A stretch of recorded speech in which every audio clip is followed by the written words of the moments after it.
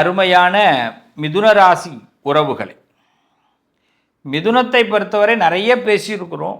இன்னைக்கு சொல்லக்கூடிய விஷயம், நம்ம ராசியிலே மறைந்திருக்கக்கூடிய சில சக்திகளை பற்றி சொல்ல போகிறோம். 90% பேருக்கு இந்த ரகசியத்தை சொல்கிறோம். ஏன்னா 10% பேருக்கு தெரியும். இந்த சக்தியை பயன்படுத்தினா நமக்கு நல்ல மாற்றங்கள் ஏற்படும். அதை தான் பற்றி பேசுகிறோம். இதுக்கு நம்ம மனசில் சில கேள்விகள் வரணும். சில கேள்வி வந்தால் தானே பதில் கிடைக்கும். கேள்வியே இல்லாமல் பதில் எப்படி? பொதுவாக நம்மளை கிரக ரீதியாக எந்த கிரகம் நம்மளை ஆக்டிவ் பண்ணணும்னா புதன். உங்கள் ராசிநாதன் புதன். உங்களுடைய 5வது வீடு சுக்கிரனுடைய வீடு. மிதுன ராசிக்கு பெரும்பகுதி 5வது வீடு பூர்வீக புண்ணியஸ்தானத்தில் அந்த சூரியன் நீசம். சுக்கிரனுடைய வீடு அது. 2வது வீடு சந்திரனுடைய வீடு. சந்திரனுடைய வீட்டில் பார்த்தீங்கன்னா சந்திரன் ஆட்சி, குரு உச்சம். அப்போ நீங்கள் மிதுன ராசிக்காரவங்க யாரை நம்பணுன்னா, உங்களுக்கு யாராவது ஒரு மென்டர் இருப்பாங்க, யாராவது ஒரு வழிகாட்டி, யாராவது ஒரு பெரிய மனுஷங்களுடைய பார்வை உங்கள் பக்கம் திரும்பும். வாழ்ந்தால் அவரை மாதிரி வாழணும்ப்பா, அவரை மாதிரி நான் இருக்கணும்ப்பா, இப்படி ஒரு மைண்டில் ஒரு அழகாக திங்கிங் ஏற்படும். அதுதான் உங்களுடைய பலம், மிதுனத்துடைய பலம். வாழ்ந்தால் அவங்கள மாதிரி வாழணும், இருந்தால் அப்படி இருக்கணும். இப்படி யாராவது ஒருத்தவங்கள மைண்டில் வைங்க. எப்பயுமே அவங்களையே ஃபாலோ பண்ணணும்னு அவசியம் இல்லை. ஒரு காரியம்னா இந்த வருஷத்துக்கு ஒருத்தவர் எடுத்துங்க, அதில் எவ்வளோ தூரம் போக முடியுமோ போங்க. அடுத்தது இன்னொருத்தவங்க, நீங்கள் சாக்ரட்டிஸ் எடுத்துக்கலாம், யாரை வேணாலும் எடுத்துக்கலாம். இன்று உள்ளவங்களை எடுத்துக்கலாம், நேற்று உள்ளவங்களை எடுத்துக்கலாம், காலம் கடந்தவர்கள் எடுத்துக்கலாம், காலமானவர்களையும் எடுத்துக்கலாம், தப்பு கிடையாது. ஆனால் யாரோ ஒருத்தவங்கள மைண்டில் செட் பண்ணிவிடுங்க. கண்டிப்பாக பார்த்தீங்கன்னா உங்கள் வாழ்க்கையில் அந்த வெற்றியை பெற்றுவீங்க, எளிமையாக பெறுவீங்க. அந்த தைரியம் உங்கள்கிட்ட இருக்குது, அந்த பவர் இருக்குது. 90% இந்த விஷயத்தை தெரிஞ்சுக்கணும் நம்ம.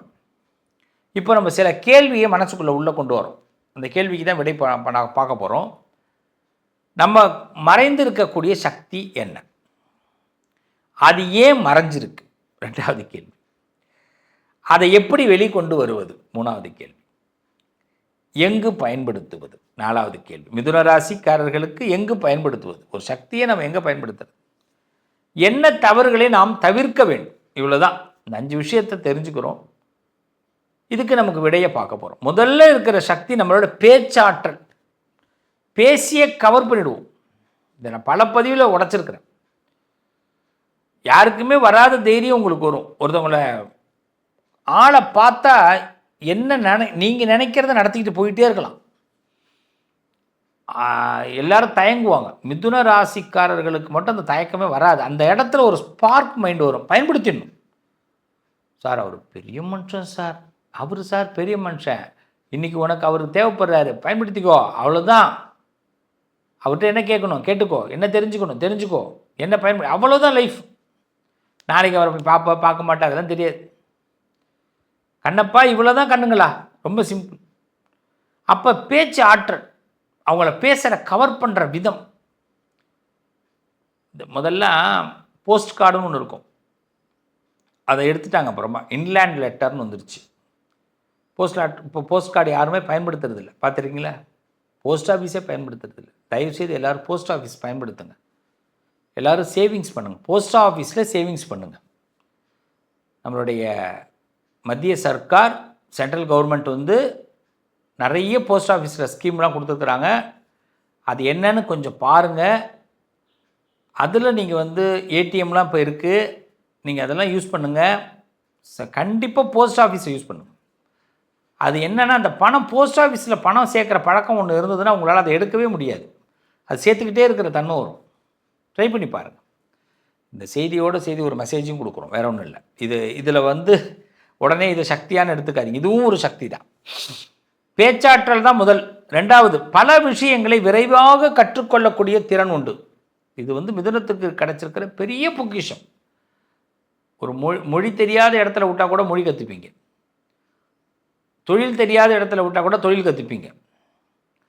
மனுஷங்களை புரிஞ்சிக்க முடியாத இடத்துல கூட அந்த மனுஷங்களை புரிஞ்சுப்பீங்க. சரி எவங்கிட்ட எது பேசக்கூடாது, ஒரு கூட்டமான ஏரியாங்க, அந்த கூட்டமான ஏரியாவில் கூட நான் என்ன பேசணும், என்ன பேசக்கூடாது, எப்படி நடந்துக்கணும், இது மிதுனத்துக்கு ஆட்டோமேட்டிக்காக வந்துடும். இப்படி பல விஷயங்களை விரைவில் இந்த ஸ்பார்க் மைண்டுன்னு சொல்லுவாங்க. அதுதான் உங்களுடைய பெரிய பலம். அந்த சக்தியை வெளியில் கொண்டு வரணும். இன்னும் சொல்லப்போனால் மக்களை இணைக்கக்கூடிய சக்தி மிதுனத்திற்கு உண்டு. உங்கள் குடும்பத்திலே எல்லா உறவுகளும் பிரிஞ்சு கிடக்குன்னா உங்களால் அது பிரியவே பிரியாது. மேக்சிமம் அதை சேர்க்கறதுக்கு முயற்சி பண்ணுவீங்க. அதான் நீங்கள் எதை எடுத்தாலும் ரொம்ப புத்திசாலித்தனமான அணுகுமுறைகள் உங்களுக்கு கைவந்த கலை. ஏன்னா புதன் ஆட்சி. இன்னிலேருந்து இதெல்லாம் நீங்கள் கரெக்டாக ஃபாலோ பண்ணணும். புதிய யோசனைகளை உருவாக்கக்கூடிய திறன் உங்கள்கிட்ட உண்டு. நிறைய ப்ராஜெக்ட், புதிய விஷயங்கள் யாருக்குமே இது மைண்டில் இருக்காது. வீட்டை எப்படி வச்சுக்கணும், ஆஃபீஸ் எப்படி போகணும், ஆஃபீஸில் எப்படி நடந்துக்கணும், எப்படி நல்ல பேர் எடுத்துக்கணும். ஆனால் வாய் புலம்பிக்கிட்டே இருக்கும். ஏதாவது வாய் நம்மளை குறை சொல்லிக்கிட்டே உங்களை நீங்களே தாழ்த்திப்பீங்க. இல்லைன்னா உங்கள் பக்கத்தில் உள்ளவங்களை பற்றி நீங்கள் ஏதாவது ஒன்று புலம்பிக்கிட்டே இருக்க வேண்டிய கட்டாயங்கள்லாம் ஏற்படும். அதெல்லாம் கேர் பண்ணிக்காதீங்க. அது நம்ம வாய், அது நம்ம குணம், அதை ஒன்றும் மாற்ற முடியாது. அது எப்படியாவது யார்ட்டையாவது கொஞ்சோண்டு கொட்டி தீர்த்தா தான் நம்ம கொஞ்சம் ரிலாக்ஸ் ஆகும். ஆனால் புலம்புற நம்மளே பாராட்டவும் செய்வோம். ரொம்ப ரொம்ப வித்தியாசமான நபர்கள் மிதுன ராசிக்காரர்கள். அதனால தான் சில பேர் மிதுன ராசிக்காரவங்க நடந்துக்கிட்டே இருக்கும்போது பேசிக்கிட்டே போவாங்க.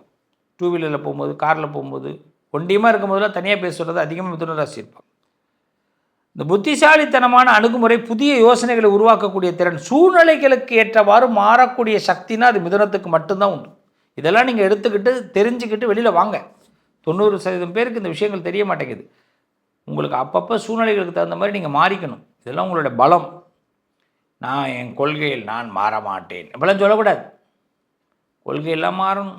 அடிக்கடி கொள்கையிலேருந்து கொஞ்சம் வெளியில் வந்துக்கணும். நம்ம என்ன கொள்கையில் இருக்கணும் மற்றவங்களுக்கு தெரியவே கூடாது. என்ன சார் அவர் சிரிக்கவே மாட்டார்ண்ணே, அவர் சிரிக்கிறாரு, ஐயோ அவரை புரிஞ்சிக்கவே முடியல சார். அந்த வார்த்தை வரும்போது நீங்கள் ஜெயிக்க ஆரம்பிக்கிறீங்க. உங்களை புரிஞ்சிக்கவே முடியல ஒருத்தவன் யோசிக்கிறான் பாருங்கள். ஒரு புத்தகத்தை படிச்சுட்டு அதை நல்லா இருக்குன்னு சொல்லுவான். அதில் என்ன படிச்சிங்க சார், அது நல்ல கருத்து சார், நல்ல கருத்து அப்படின்வான். அதை உள்ளே போய் புரிஞ்சிக்க முடியாது. அப்போ அந்த புத்தகம் வேல்யூவான புத்தகமாக மாறுது. மனுஷனுடைய தன்மையாக தான். அதே மாதிரி நிறைய தகவல்களை திரட்டக்கூடிய தன்மை மிதுனத்திற்கு உண்டு. தயவு செய்து எங்கே இருந்தாலும் ஒரு விஷயத்தை திரட்டுங்கள், அதை உங்கள் பக்கம் திசை திருப்புங்கள். ஆனால் உங்கள் தகவல்களை பரிமாறிக்கொள்ளாதீர்கள். உங்கள்கிட்ட இருக்கிற தகவல்களை மற்றவர்களுக்கு பரிமாறிக்கொள்ளாதீர்கள். அது வேண்டாம். அப்படி பரிமாற்றம் வேணும்னா அவங்கள்ட்ட 10 விஷயம் வாங்கணும், உங்கள்கிட்ட ஒரு விஷயத்தை வெளியே கொடுக்கணும். எப்படி நான் சொல்கிறது புரியுதா? 1 கொடுத்து 10 வாங்கணும். மனசில் உள்ளதெல்லாம் பட்டுன்னு அடித்து காலி பண்ணிடாதீங்க. உங்களுடைய நீங்கள் எந்த தவறுகளை தவிர்க்க வேண்டும்னா உங்களுக்கு தொடர்பு திறன்னு சொல்லுவாங்க. அதாவது உங்களுக்கு இந்த கம்யூனிகேஷன், இதுதான் உங்கள் லைஃப்பை மேம்படுத்தும். யாராவது ஒருத்தவங்களோட கான்டாக்ட், கமிட்மெண்ட், இன்றைக்கி இருக்கிற கம்யூனிகேஷன், இந்த இன்ஃபர்மேஷன் டெக்னாலஜி, இந்த டெக்னாலஜிலாம் உங்களை பெரிய டெவலப் பண்ணும். அதனால் மிதுனம் அந்த இடத்துல கோட்டை விட்டுறாதீங்க. அப்டேட்டில் எல்லாத்தையும் யோசிங்க. நான் பழைய காலம் சார், அதெல்லாம் மாற்றிக்க முடியாது அப்படிலாம் சொல்லாதீங்க. இன்றைக்கி இருக்கிற சூழ்நிலைகளுக்கு தகுந்த மாதிரி மாறுங்க. உங்களுக்கு புதன் ரொம்ப அழகாக ஆக்டிவ் ஆகிடுவார். உங்களுக்கு புதன் மட்டும் எப்படி இருக்காருன்னு பார்த்துங்க. உங்களுக்கு சூரியன் எப்படி இருக்காருன்னு பாருங்கள், சுக்கிரன் எப்படி இருக்காருன்னு பாருங்கள். 3 கிரகங்களை ஆராய்ச்சி பண்ணணும்.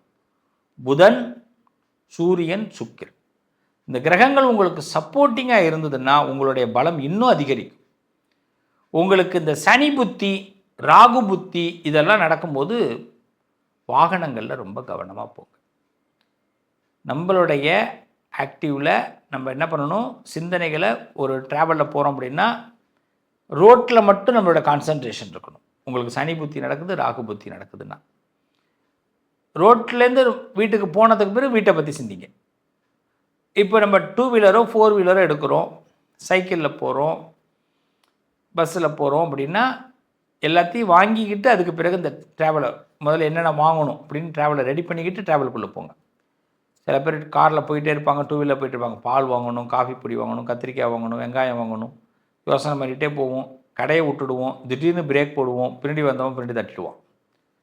நான் இப்படி பயமுறுத்துகிற மாதிரி சொல்கிறேன்னு நினைக்காதீங்க. இதுதான் நம்ம சிந்தனைகளில் மாற்றத்தை கொடுக்குது. ஸோ இன்றைக்கி இருக்கிற கிரகநிலைகளை எப்படி இருக்குன்னு ஒரு தடவை செக் பண்ணிக்கிட்டு இந்த சக்திகளை வெளிப்படுத்துங்க. நிச்சயம் உங்கள் வாழ்க்கையில் மிகப்பெரிய மாற்றத்தை அந்த ஸ்ரீமன் நாராயணன் உங்களுக்கு தருவார். நீங்கள் ரொம்ப சிம்பிளாக என்ன பண்ணணுன்னா நரசிம்மர் வழிபாடு பண்ணுங்கள். மிதுன ராசிக்காரர்கள் நரசிம்மரை வழிபாடு பண்ணுங்கள், நடராஜரை வழிபாடு பண்ணுங்கள். இந்த 2 சுவாமியும் மனசார தியானம் பண்ணுங்கள், நிறைய மந்திரங்களை சொல்லுங்கள். நரசிம்மர் நடராஜரை கையில் வச்சிங்க, அந்த நாராயணமூர்த்தி உங்களுக்கு நிறைய நல்ல மாற்றங்களை கொடுப்பார். உங்களுக்கு இருக்கிற நிறைய பாசிட்டிவ் இருக்குது, ப்ளஸ் இருக்குது, அதையெல்லாம் பயன்படுத்துங்க. வாழ்த்துக்கள். மீண்டும் உங்களை அடுத்த பதிவில் சந்திக்கிறேன். உங்கள் அதிர்ஷ்டத்திற்கான தீர்வு: கல்வி, பதவி, யோகம், தொழில் வளர்ச்சி பெருக.